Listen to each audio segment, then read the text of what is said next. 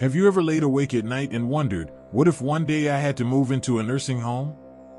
Not because you want to, but because you might not have another choice. Maybe you've seen friends go through it, maybe it's crossed your mind after a hospital stay, or maybe, like me, you just never expected to think about it at all. I'll be honest with you, when I first considered the idea, I thought I knew what to expect. A safe place, daily meals, trained staff, a room of my own. But what I didn't realize was how many things no one really talks about. The quiet truths. The emotional shifts. The things you only learn once you or someone close to you actually lives there. And let me tell you, some of them shook me. That's why in this video, I want to have a real conversation with you. Just you and me. Not to scare you, but to prepare you. Because if there's one thing I've learned, it's this: the more you know, the better choices you can make for yourself and your family. Let's start with something that hits deeper than I expected: the feeling of losing control. When you've spent your life making decisions, big ones, small ones, even what time you want your coffee, it's a strange thing when that's no longer entirely in your hands. In a nursing home, routines are often decided for you. Breakfast is at a set hour, lights go off at a set time, even your shower days might be scheduled. And suddenly, something as simple as picking what to wear or when to nap becomes a request, not a choice. Now, to be fair, this structure isn't always a bad thing, especially if someone needs help managing medications, meals, or mobility. But for those of us who still feel sharp, who are still used to making our own calls, it can feel like being treated more like a patient than a person. And with that comes the second truth: you may feel forgotten. I don't mean abandoned. I mean that time, slowly but surely, begins to stretch.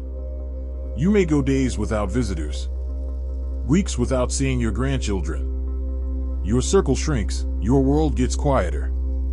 And even when staff members are kind, and many are, it's not the same as someone holding your hand because they love you, not because they're on shift.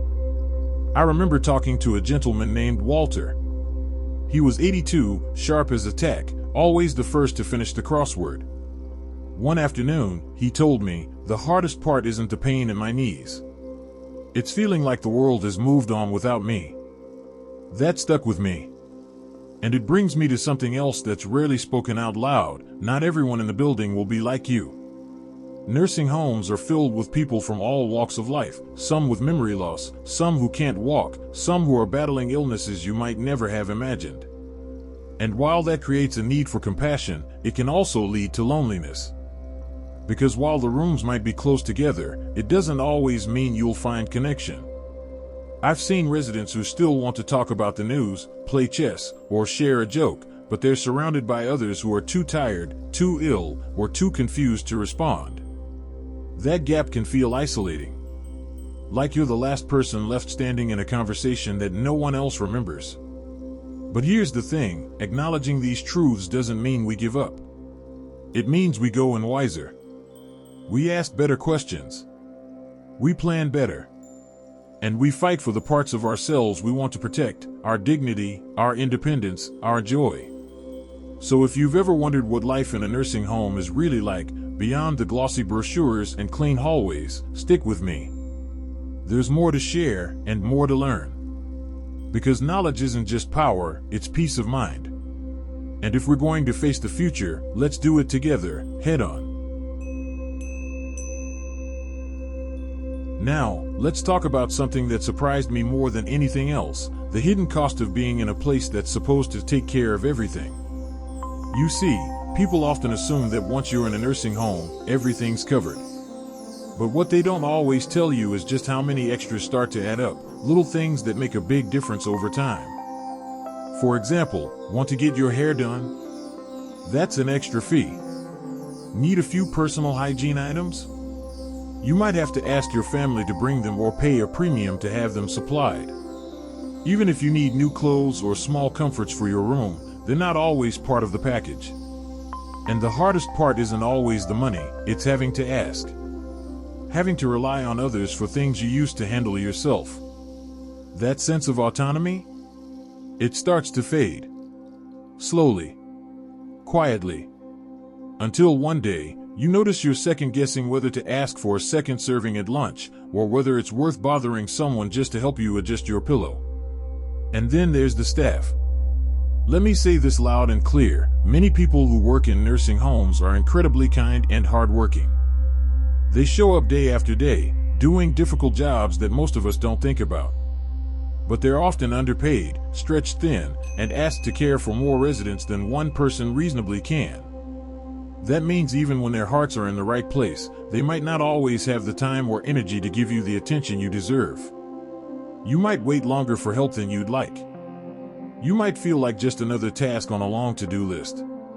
And that's not a judgment of them, it's a reflection of a system that's overloaded.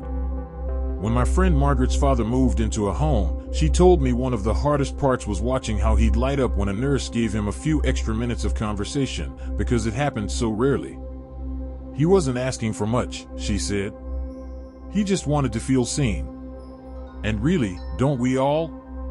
No matter how old we are, we want to feel like we matter. That we're still worth someone's time.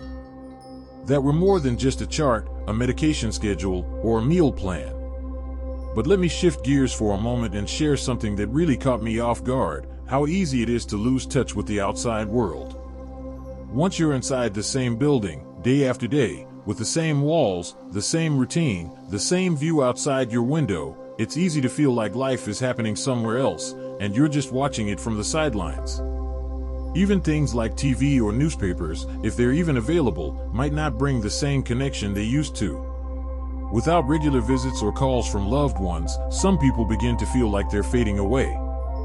Not physically, but emotionally. And that's a kind of loneliness that's hard to describe unless you've felt it.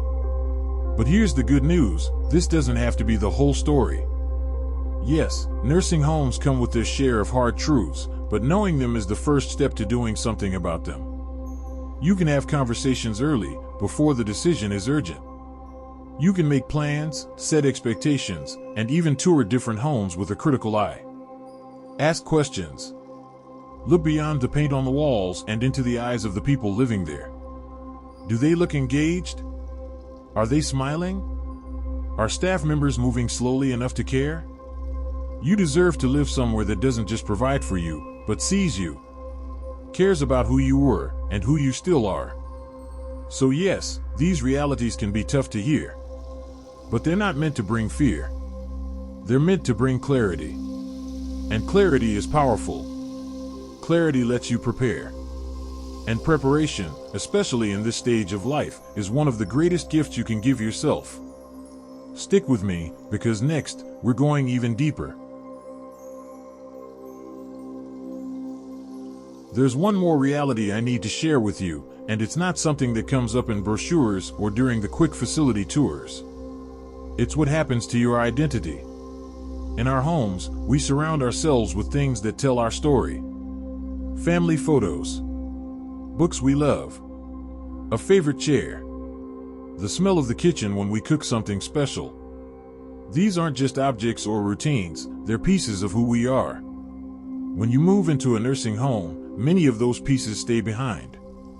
Sure, you can bring a few things with you, but often, the space is small.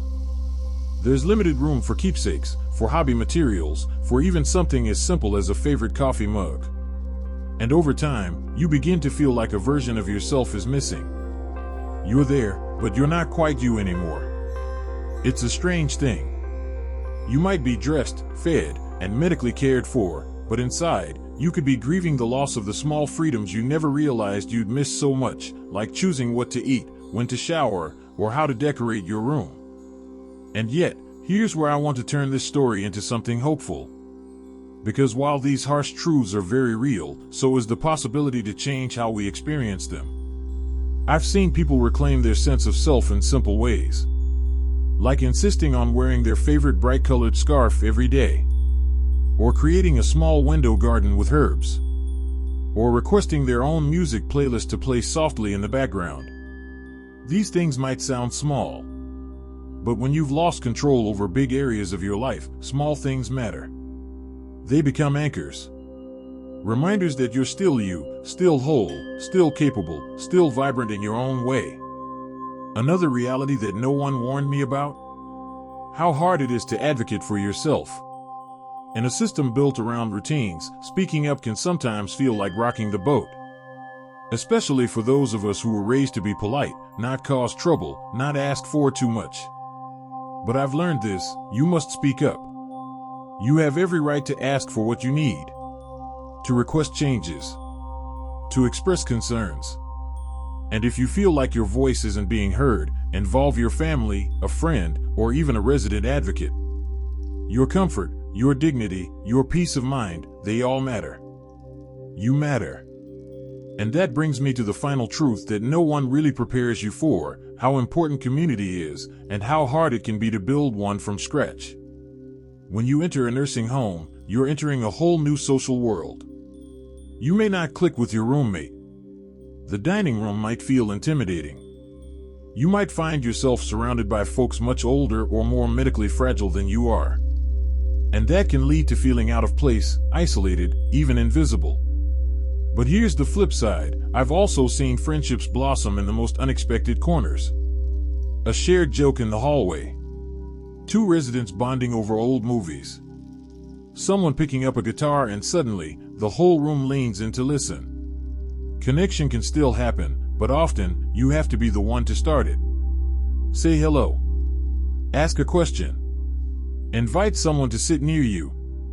It may feel awkward at first, but I promise, there's someone out there who's just as nervous and just as eager to connect. So, what do we do with all of this? We don't ignore it. We don't pretend nursing homes are perfect or easy. We acknowledge the full picture, the good, the bad, and everything in between, because we deserve honesty. And once we have that honesty, we can make informed choices. For ourselves. For our parents. For the people we love. I'll leave you with this: growing older is not about giving up, it's about adjusting with grace, courage, and a fierce sense of self-respect. You are still allowed to want more. To ask questions. To seek joy. Even inside four new walls. And if you've made it this far into the video, I want to thank you. Truly. These conversations aren't always easy, but they're necessary. And they remind us that even when the world tries to treat aging like a quiet chapter, you can still be the author. If anything I've shared today resonated with you, I'd love to hear your thoughts in the comments. What's been your experience? What surprised you most? Let's keep the conversation going. And if you found this video helpful, don't forget to like it, subscribe to the channel, and share it with someone who might need this gentle reminder: you are not alone. Here's to living fully, no matter your age. You've earned it.